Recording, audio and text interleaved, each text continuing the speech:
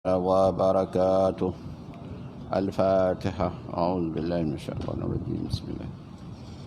إياك نعبد وإياك نستعين اهدنا الصراط المستقيم صراط الذين أنعمت عليهم غير المغضوب عليهم ولا الضالين آمين.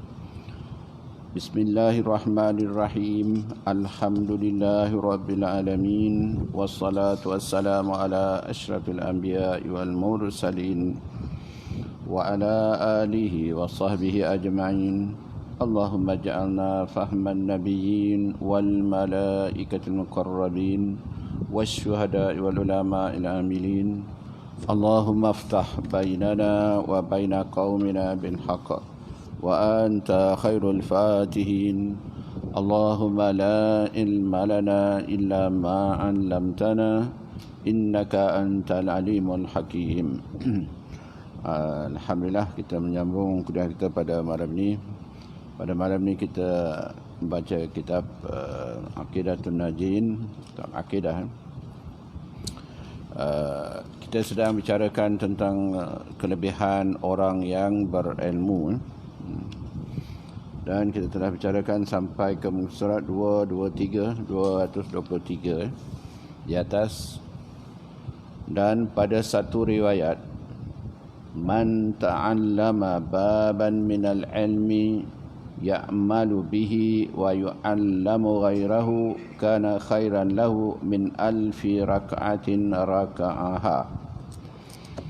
Yang bermaksud, barang siapa belajar satu bab daripada ilmu supaya hendak beramal ia dengan dia dan mengajar ia akan yang lainnya, nescaya adalah ia terlebih baik baginya daripada 1000 rakaat sembahyang yang dirokoknya akan dia. Ya. Jadi itu kelebihan orang yang menuntut ilmu. Tapi tujuan menuntut ilmu adalah untuk beramal. Ya. Kemudian apabila dia dah dapat ilmu itu dan diamalkan, maka diajarkan pula kepada orang lain. Maka apa yang dibuat itu adalah lebih baik dia daripada dia sembahyang 1000 rakaat. Ya. Tapi maksud 1000 rakaat ini adalah sembahyang sunat, ya. Bukan sembahyang fardu. Ya. Jadi kita kalau belajar tentang menuntut ilmu ni, maka kalau kita ajarkan ke orang, maka orang itu juga akan melaksanakan sebagaimana kita laksanakan. Maka dah tentulah dia kata kelebihannya itu sampai lebih daripada 1000 rakaat. Tapi kita ni nak mengajar orang, nak nanti ada tauliah. Tapi kalau kita sendiri sama anak apa semua, tak perlulah tauliah, kan. Mengajar isteri, mengajar saudara mara apa semua, ajak dia datang menuntut ilmu, maka tak perlu tauliah, kan. Tapi tak ramai orang buat macam tu, kan. Kalau ramai buat, penuhlah masjid ni, orang semua datang, ya. Orang ni beri penerangan pada orang lain tentang keilmuan, dia pun datang belajar apa semua, maka ramailah orang datang menuntut ilmu, kan. Dan cerita daripada Anas radhiyallahu anhu, sabda Nabi sallallahu alaihi wasallam, man ahabba an yanzura ila utaqaillahi minan nar falyanzur ila almuta'allimin wal mustami'in. فوالذي نفس محمد بيده ما من متعلم ومستمع يمشي إلى باب العلم إلا كتب الله له بكل قدم عبادة سنة وبنى له بكل قدم مدينة في الجنة وما دام يمشي على الأرض فالأرض تستغفر له ويمسي ويصبح مغفورا له وشهدت الملائكة لهم أنهم أتقاء الله من النار. Artinya, barang siapa kasih bahawa hendak memandang kepada permerdekaan Allah daripada api neraka. Ya, jadi mutaka'illah ni golongan yang Allah bebaskan dia daripada api neraka. Kalau nak tengok orang ni, maka tengoklah dia kata, maka hendaklah ia menilik atau melihat kepada orang yang belajar ilmu dan kepada orang yang mendengar. Ya. Ada beza orang yang belajar dengan orang mendengar. Orang yang belajar ni dia ada alat untuk belajar tu. Ada kitabnya, ada pensilnya, ada pennya, ada kertasnya, ada catatannya. Orang mendengar sekadar dia dengar jelah. Jadi ada beza tu antara orang yang belajar dengan orang yang mendengar.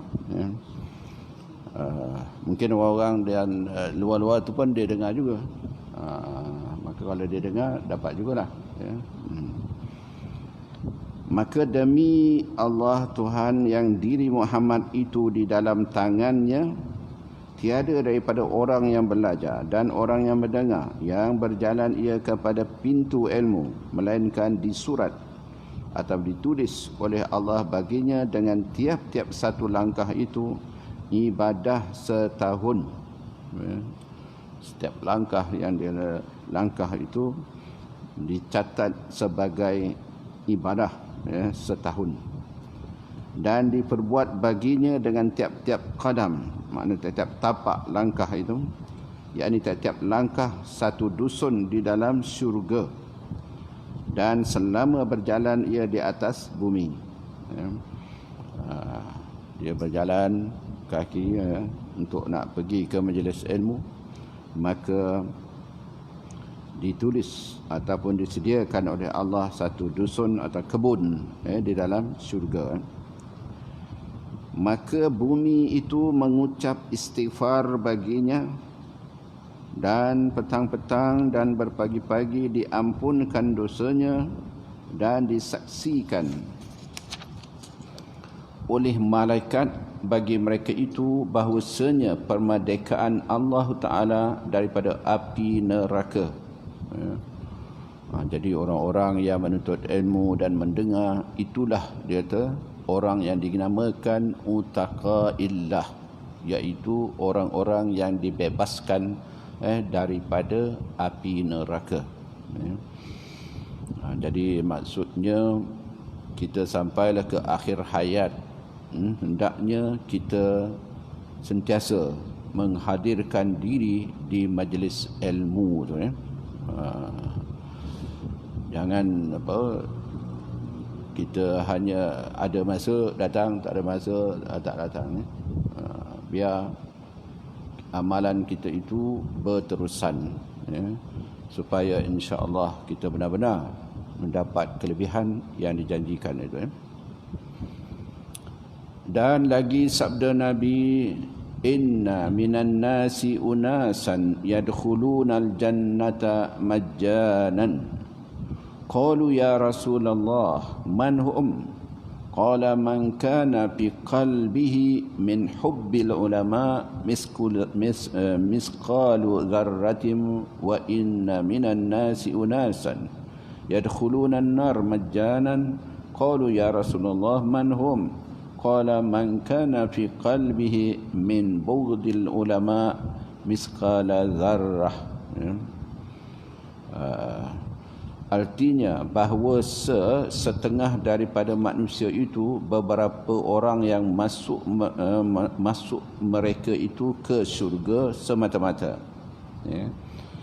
Maka sembah mereka itu, siapa ia?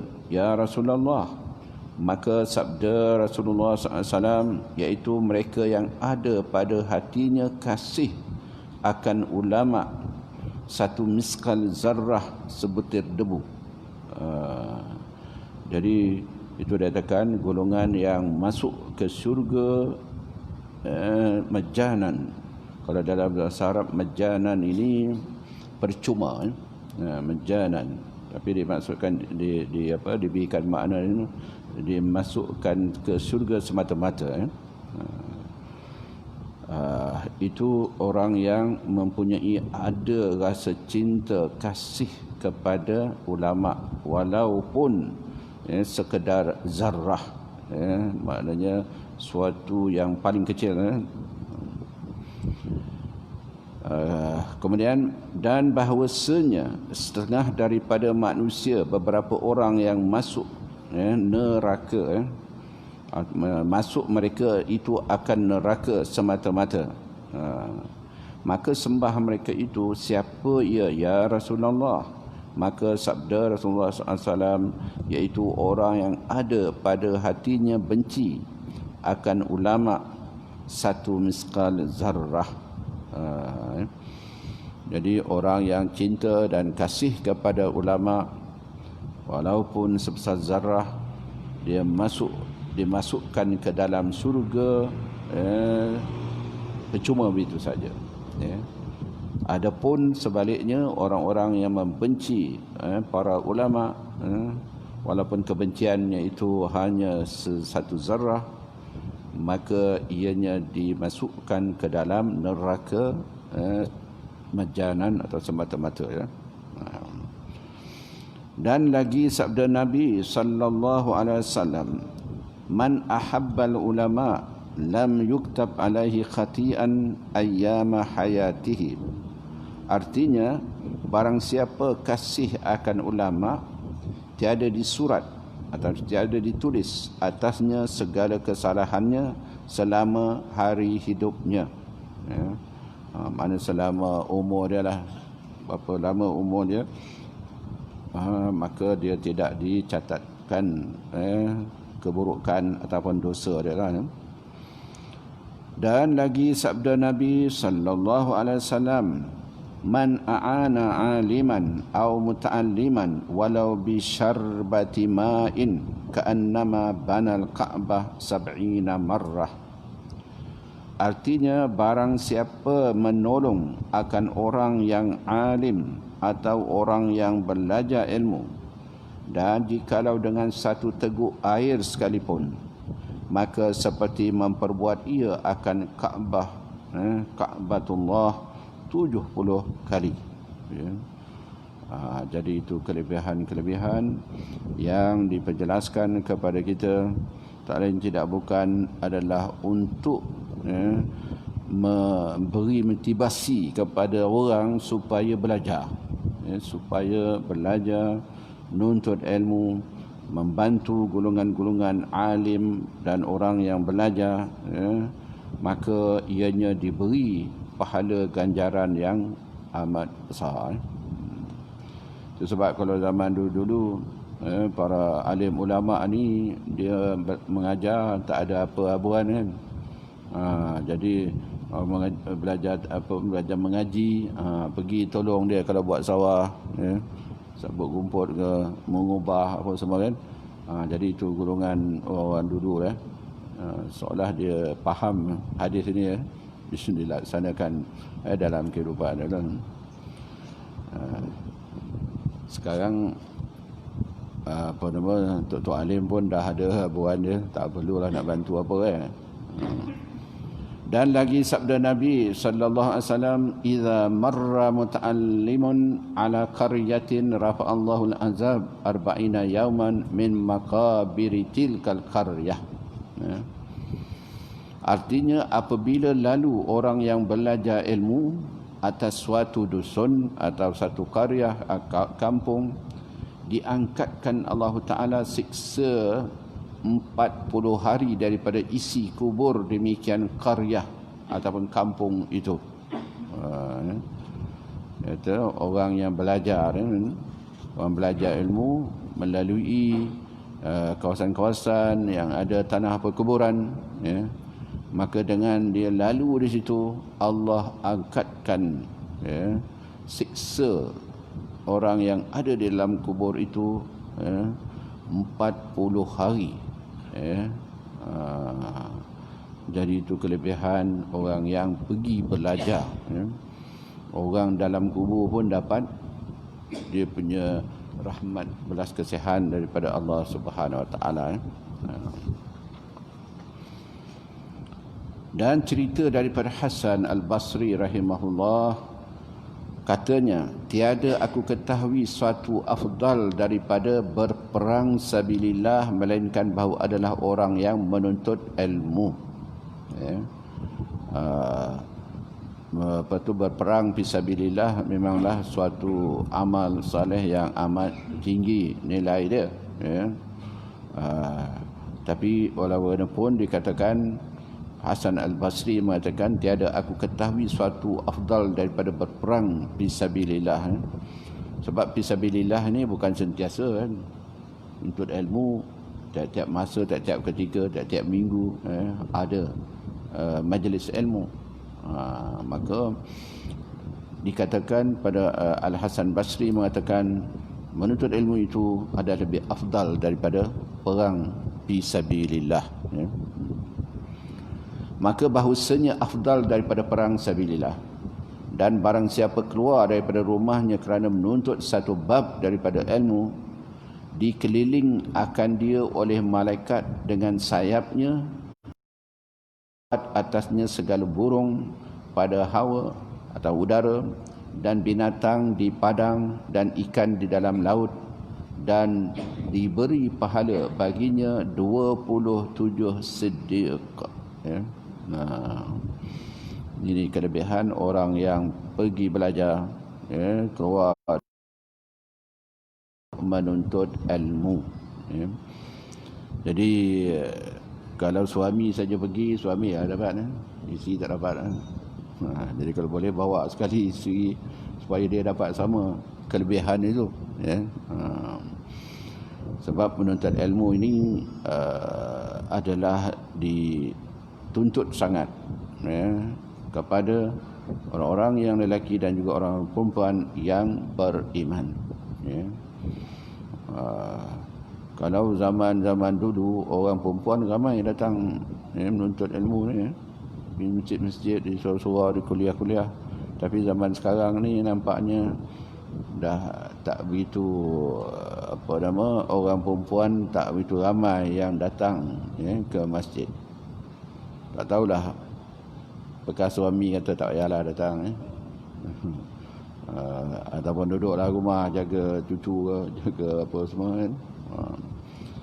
Tapi itulah, kalau dia datang makna dapat samalah kelebihan itu, ya. Dan tersebut di dalam kitab Al-Barakah bahawa Allah Ta'ala menghisap akan seorang hambanya pada hari kiamat, maka berat kejahatannya daripada kebajikannya. Ya. Kejahatan lebih beratlah, makna lebih banyak kejahatan daripada kebaikan. Maka disuruh dengan dia kepada neraka, makna diperintahkan supaya masuk neraka. Maka apabila dibawanya dengan dia, maka firman Allah Ta'ala bagi Jibril, dapatkan olehmu akan hamba-Ku dan tanyakan olehmu akan dia, adakah ia duduk dengan tempat orang yang alim di dalam dunia. Walaupun telah diarah masuk ke neraka, tapi Allah perintahkan Jibril supaya tanya orang tu, kamu ada tak duduk bersama orang-orang alim semasa hidup kamu? Maka ampun akan dia dengan syafaatnya. Maka diberi keampunan, ya, dengan syafaat orang alim tadi, tapi walaupun dengan izin Allah Subhanahu Wa Taala. Maka bertanya Jibril akan dia, maka berkata ia tiada. Tak ada duduk bersama orang-orang alim, ya. Dan berkata Jibril, hai Tuhanku, engkau yang terlebih mengetahui akan hal hamba-Mu. Maka firman-Nya, tanyakan olehmu akan dia, adakah ia kasih akan orang yang alim? Duduk sama-sama tak ada, tapi ada tak dia kasih, sayang kepada orang alim? Maka ditanya akan dia, maka berkata ia tiada. Tak ada suka, tak ada cinta, tak ada sayang kepada orang alim. Maka firman Allah, tanya olehmu hai Jibril, adakah ia duduk bersama-sama dengan orang yang alim di dalam hidangan sekali. Jadi duduk sama tak ada, masa kasih sayang kepada orang alim pun tak ada. Tanya pula dia, apakah dia ada duduk sama makan dengan orang alim. Maka ditanyanya, maka katanya tiada. Duduk sama makan pun tak ada. Maka firmannya, tanya olehmu, adakah namanya dan bangsanya muafakat dengan orang alim. Nama dan bangsanya sama dengan orang alim itu. Muafakat itu makna bersama. Orang alim tu pun duduk di situ, nama dia pun macam tu juga sama. Maka jika muafakat namanya atau bangsanya dengan orang yang alim, aku ampun akan dia. Itu pun dapat keampunan daripada Allah. Maka ditanyanya, maka tiada muafakat dengan dia. Tak ada langsung kata. Maka firmannya, iaitu firman Allah Subhanahu Wa Taala, hai Jibril, ambil olehmu akan dia dengan tangannya dan masukkan olehmu akan dia ke dalam syurga. Maka bahawasanya adalah ia kasih akan seorang lelaki, dan adalah lelaki itu kasih ia akan orang yang alim, maka aku ampun akan dia dengan berkatnya. Dia duduk sama orang alim tak ada, duduk makan bersama pun tak ada, kasih kepada orang alim pun tak ada, duduk sekampung pun tak ada dengan orang alim, tapi ada dia sayang kepada seorang dan orang itu kasih kepada orang alim. Maka itu Allah Subhanahu Wa Taala mengatakan, aku ampunkan dosanya dan masukkan dia ke dalam syurga. Jadi begitu kasih sayangnya Allah Subhanahu Wa Taala kepada hamba-Nya, nak menentukan sama ada neraka ataupun syurga, dicari apa-apa kebaikan-kebaikan yang ada pada seseorang itu. Jadi kalau ada, maka dianya akan diampunkan dan akan dimasukkan ke dalam syurga. Dan riwayat daripada Abu Hurairah radhiyallahu anhu katanya, sabda Nabi sallallahu alaihi wasallam, innal ulama'a masabihul ard. Ya Abu Hurairah, ama taran nujum fis sama? Faqultu na'am. Faqala hakaza ahlus sama yarawna al-ard fayanzuruna al-ulama fiha kan nujum fa iza mata al-alim kan nujumi iza afalat. Yang bermaksud bahawasanya segala orang yang alim itu seperti pelita bagi isi bumi, ataupun seperti lampu yang bercahaya di bumi. Hai Abu Hurairah, tidakkah engkau lihat akan bintang di langit? Maka sembahku bahkan ya. Maka sabdanya, demikianlah isi langit melihat ia akan isi bumi. Maka melihat mereka itu akan ulama padanya seperti bintang. Maka apabila mati orang yang alim adalah seperti bintang apabila ghaib ia, yakni jatuh ia, maka kelam tiada nyata lagi. Jadi begitu Rasulullah SAW memberikan contoh misalan golongan para ulama ini, dia tu seperti masabih, ataupun dalam bahasa Arab kalau misbah tu maknanya lampu lah, ataupun cahaya, pelita. Jadi dibuatkan betul supaya senang faham, maka dikatakan kepada Abu Hurairah, engkau lihat di langit banyak bintang-bintang yang bercahaya. Maka dikatakan malaikat di langit, gulungan-gulungan yang ada di langit memandang ke bumi.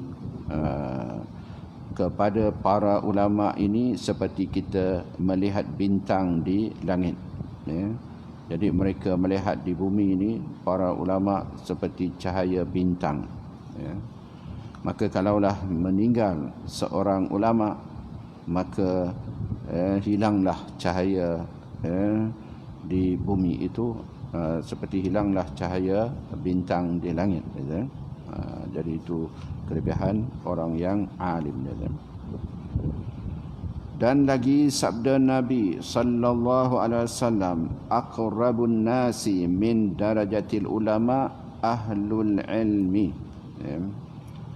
Yang bermaksud yang terlebih hampir manusia daripada pangkat anbiya itu ialah ahli ilmu. Orang-orang yang belajar dan menuntut ilmu, orang yang mempunyai ilmuwan yang tinggi, maka orang itu dia dekat dia dengan darjat ataupun pangkat kenabian. Orang yang berilmu dekat dia dengan darjat kenabian. Dan beberapa banyak lagi hadis yang menunjukkan atas kelebihan ahli ilmu itu, maka barang yang tersebut itu memadalah bagi orang-orang yang cerdik. Wallahu alam. Jadi dibawa sedikit tentang kelebihan-kelebihan menuntut ilmu. Tarin tidak bukan untuk nak memberikan semangat kita semua untuk belajar, untuk menuntut ilmu. Dan kata musannif, iz ma'nal uluhiyah istighna'ul ilah. Jadi dia masuk balik tentang kelebihan kalimah la ilaha illallah itu. Hingga akhirnya seperti yang telah lalu sebutnya, itu bahawasanya makna ketuhanan itu dua makna. Pertama, istighna'ul ilah an kulli ma siwah, artinya terkaya Allah daripada tiap-tiap barang yang lainnya. Dan yang kedua, iftikaru kullu ma siwahu ilaihi, artinya berkehendak oleh tiap-tiap barang yang lainnya itu kepadanya. Jadi maksud kalimah la ilaha illallah itu, itulah bermakna Allah terkaya dari semua makhluknya. Selain daripada dia tu, maknanya Allah tak perlukan kepada makhluk ini. Dan makna yang kedua, makhluk semua kejadian memerlukan atau berhajat, berkehendak kepada Allah Subhanahu Wa Taala. Jadi itu kedudukan, kebesaran, keagungan Allah. Dia tak perlu kepada makhluk, bahkan makhluklah, benda-benda yang selain daripada Allah lah yang memerlukan sangat kepada Allah. Sebab Allah lah yang menciptakan makhluk itu. Allah lah yang, misal kata kalau manusia, Allah lah yang menghidupkan, Allah lah yang mematikan, Allah lah yang mendatangkan rahmat, nikmat, belas kasihan. Di sebalik itu juga Allah juga datangkan berbagai-bagai malapetaka kepada makhluk. Jadi makhluk tak mampu nak menolak apa yang ditetapkan oleh Allah Subhanahu Wa Taala. Jadi kalau itulah dapat dipahami oleh hamba-hamba Allah ataupun orang yang beriman, maka tidak jadi masalah dia menghadapi kehidupan ini. Misal kata wabak yang sedang melanda dunia, COVID-19 itu kan, Allah Subhanahu Wa Taala sebut dalam surah Al-Waqiah. Allah kata apa? Nahnu qaddarna bainakumul mauta wa ma nahnu bimasbuqin. Nahnu qaddarna bainakumul maut. Kamilah yang mengkadarkan kepada semua makhluk akan kematian itu. Berapa banyak Allah kata nak matikan dengan adanya wabak COVID-19 itu kan. Kalau di Amerika memang banyaklah katakan 130,000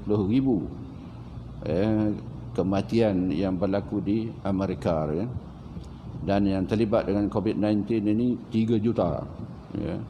Jadi itu ketentuan Allah yang menentukan sesuatu itu. Macam negara kita alhamdulillah 121 saja, tak lebih, belum ada lagi tambahan itu.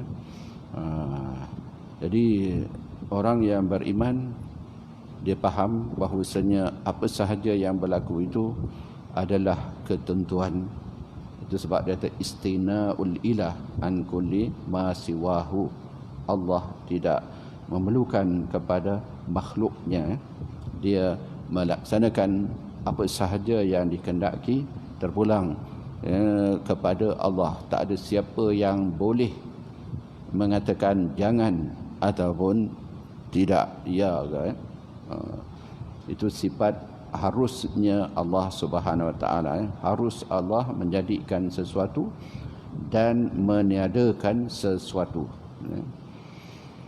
Kemudian makna yang kedua, mengatakan dia kata iftikar kullu ma siwahu ilaihi, artinya berkehendak oleh tiap-tiap barang yang lainnya kepada Allah. Itu memanglah tak boleh nak disangkal, melainkan orang yang tak beriman sahaja tidak memahami sedemikian. Kita orang yang beriman, kita daripada mula berada di dalam rahim ibu memang tak lepas daripada kekuasaan, kebesaran dan keagungan Allah. Sampailah kita lahir pun tak lepas daripada qada dan qadar Allah itu. Sampailah sekarang ini tidak terlepas kita daripada kekuasaan, kebesaran Allah Subhanahu Wa Taala. Begitu juga setelah kita meninggal pun tetap kita memerlukan Allah Subhanahu Wa Taala. Ketahui olehmu bahawasanya adalah pada kalimah la ilaha illallah itu meliputi atasnya nafi dan isbat. Maka yang dinafikan itu tiap-tiap hakikat ketuhanan yang lain daripada Allah. Dalam bahasa Arab, la tu maknanya kita menafikan. La ilaha itu makna kita menafikan. Adapun isbat, kita menetapkan. Illallah, itu kita mengisbatkan kebesaran, keagungan Allah Subhanahu Wa Taala. Maka yang dinafikan itu tiap-tiap yang hakikat ketuhanan yang lain daripada Allah. Sebab di sana ada golongan yang menuhankan selain daripada Allah. Ada golongan bertuhankan matahari, bulan, bintang, pokok, kayu-kayan, busut dan macam-macam lagi. Orang-orang kafir busut pun dia anggap sebagai satu kuasa. Tapi kalau berlaku COVID-19 ini di India, kalau siapa ada tengok orang India di sana, bila berlaku COVID-19 ini, seolah dia minta kepada berhala dia supaya selamatkan lah, jangan kena. Tapi dia kata tak ada apa pun dia buat. Ramai juga orang India yang mati dengan COVID-19. Jadi dia ambil semua dia punya berhala tu, dia bawa dengan lori, buang kat dalam sungai. Ya. Siapa kalau ada buka dia YouTube orang, dia buang dia punya tokong dia tu, berhala dia tu ke dalam sungai. Jadi dah dia tak percaya dah, ya, Tuhan yang disembah dulu tu kan. Jadi itu benda yang dijadikan sembahan oleh golongan orang-orang kafir. Itu yang kita nafikan, ya. Kita tolak maksudnya. Maka yang dinafikan itu tiap-tiap hakikat ketuhanan yang lain daripada Allah, ya. Bahkan ada golongan yang bertuhankan manusia, seperti zaman Nabi Musa, Firaun, dia punya umat diminta supaya menyembah atau membesarkan Firaun itu, ya. Jadi itu keadaan yang ada dalam kehidupan manusia, ya. Dia bertuhan dan membesarkan benda-benda yang selain daripada Allah Subhanahu Wa Taala. Maka yang dinafikan itu tiada wujud, ya, pada hakikatnya, ya, memang tak ada timbulnya patung berhala tu. Kalau ditanya, dalam Al-Quran pun orang kafir jahiliyah apabila ditanya, kenapa kamu menyembah patung berhala dan apa semua, mereka jawab apa? Inilah pusaka daripada bapa dan datuk nenek kami. Itu dia punya hujah dia, alasan dia. Walaupun dikatakan Al-Quran tuliskan, walaupun ibu bapa datuk nenek dia itu jahil, ya. Jadi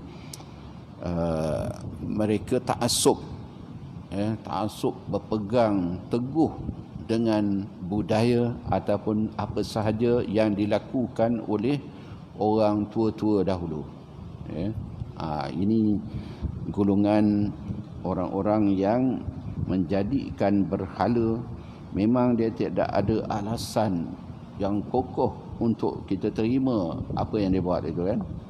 Kalau kita orang Islam, ya, walaupun kita tak dapat melihat Allah, tapi Allah itu telah menyuruh kita, Rasul pun telah menyuruh kita mengabdikan diri kita kepada Allah Subhanahu Wa Taala, ya.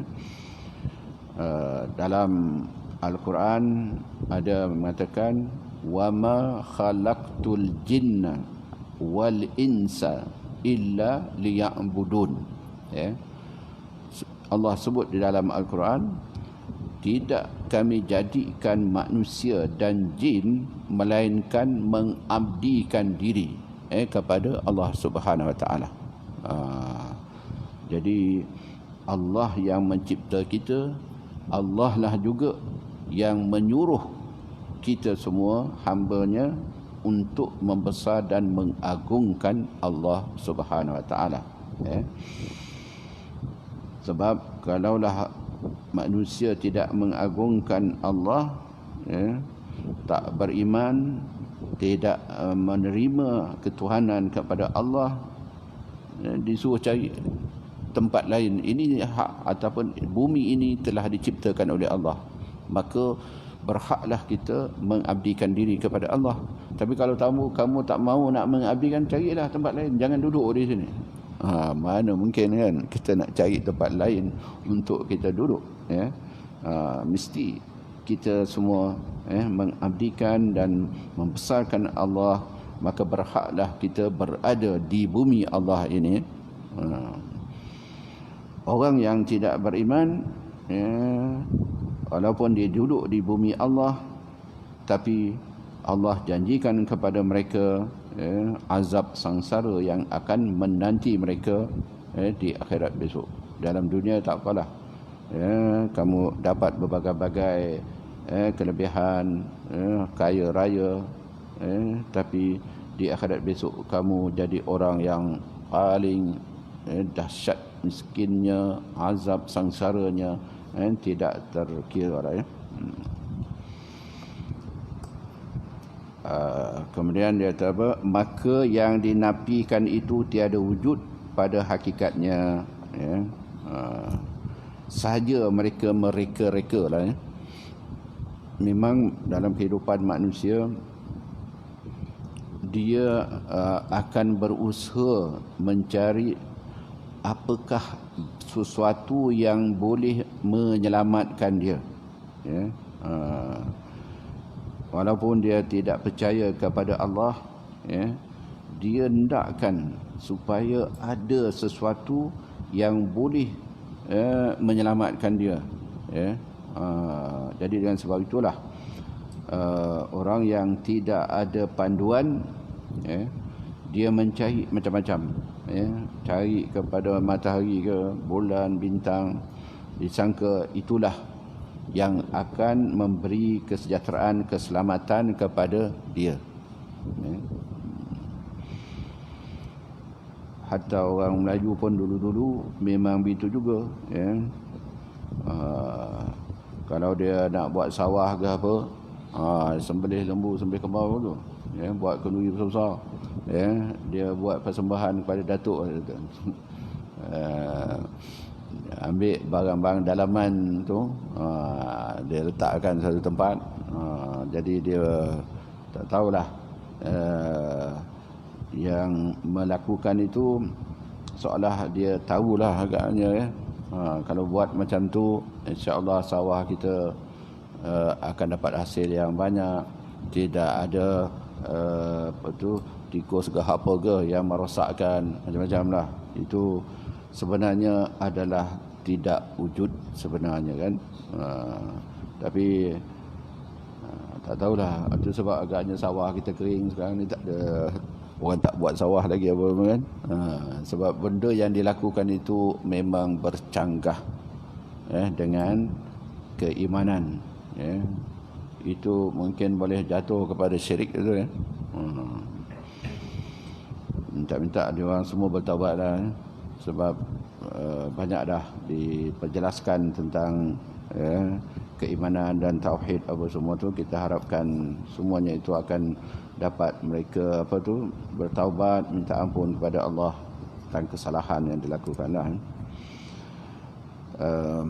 Kata apa, pada hakikatnya tak ada lah, ya. Maka pada akal dan tiada pada syarak, tetapi terkala ada makna ilah itu kulli, maka ditakdirkan wujudnya kemudian, maka dinafikan akan dia. Maka dengan sebab itulah sah kita isbatkan dengan kata illallah. Jadi kita mengisbatkan itu, untuk memperbetulkan, menolak apa sahaja yang disembah oleh manusia selain daripada Allah, kena tolak habis, ya. Dan kita isbatkan, tetapkan illallah, ya, hanyalah Allah sahaja yang mesti diimani, mesti dibesarkan, mesti disembah.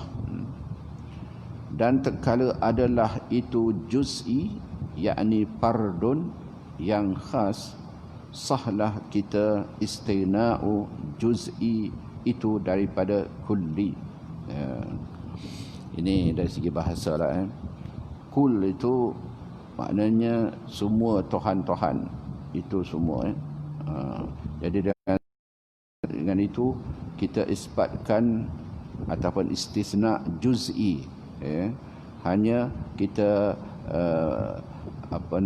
menetapkan satu aja, iaitu Allah yang esa.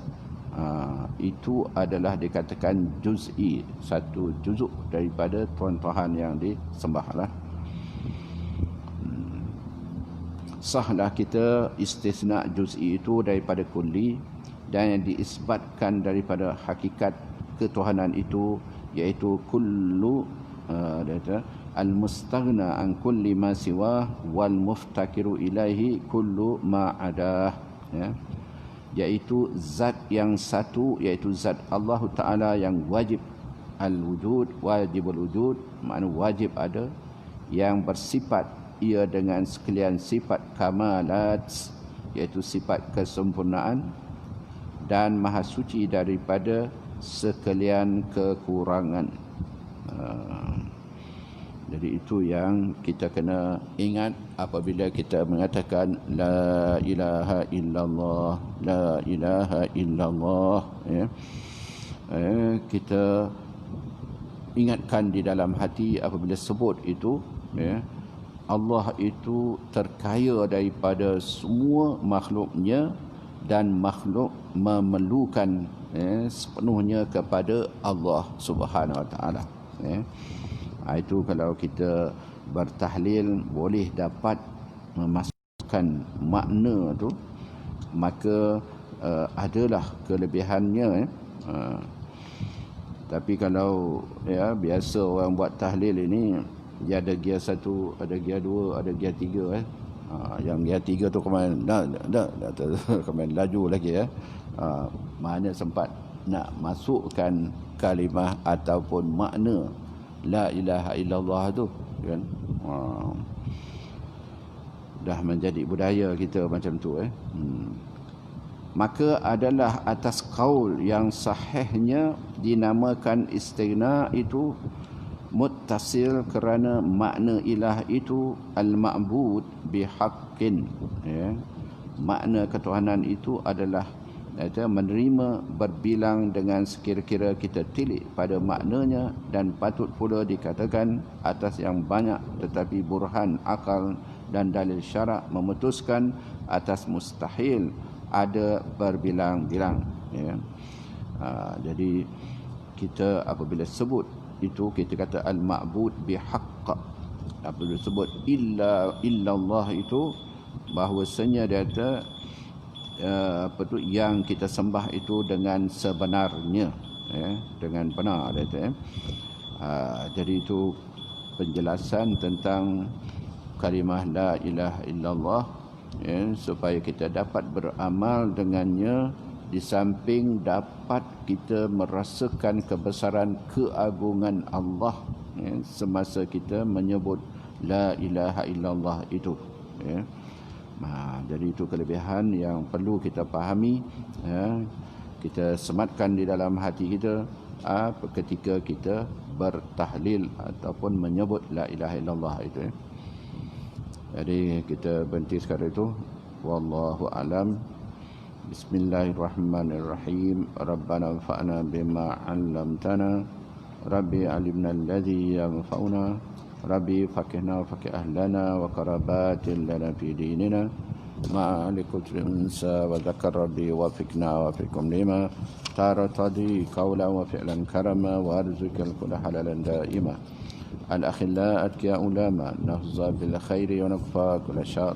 ربنا أصلح لنا كل شؤون وأكر بالرضا منك العيون واقض ربنا كل ديون قبل أن تأتينا رسل المنون واغفر استر أنت أكرم من ستر وصلاة الله تغشى المصطفى فنل الحق دعنا والوفا بكتاب فيه للناس شفاء وعلى الآل الكرام الشرفاء وعلى الصحب المصابيح الغرار اللهم اهدنا بهداك واجعلنا ممن يسار في رضاك ولا تولنا وليا سواك ولا تجعلنا ممن خالف أمرك وعصاك وحسبنا الله ونعم الوكيل ولا حول ولا قوة إلا بالله العلي العظيم سبحانك الله بحمدك نشهد أن لا إله إلا الله نستغفرك ونتوب إليك وصلى الله على سيدنا محمد وعلى آله وصحبه وسلم والحمد لله رب العالمين بسم الله الرحمن الرحيم والعصر إن الإنسان لفي خسر إلا الذين آمنوا وعملوا الصالحات وتواصوا بالحق وتواصوا بالصبر السلام عليكم ورحمة الله وبركاته.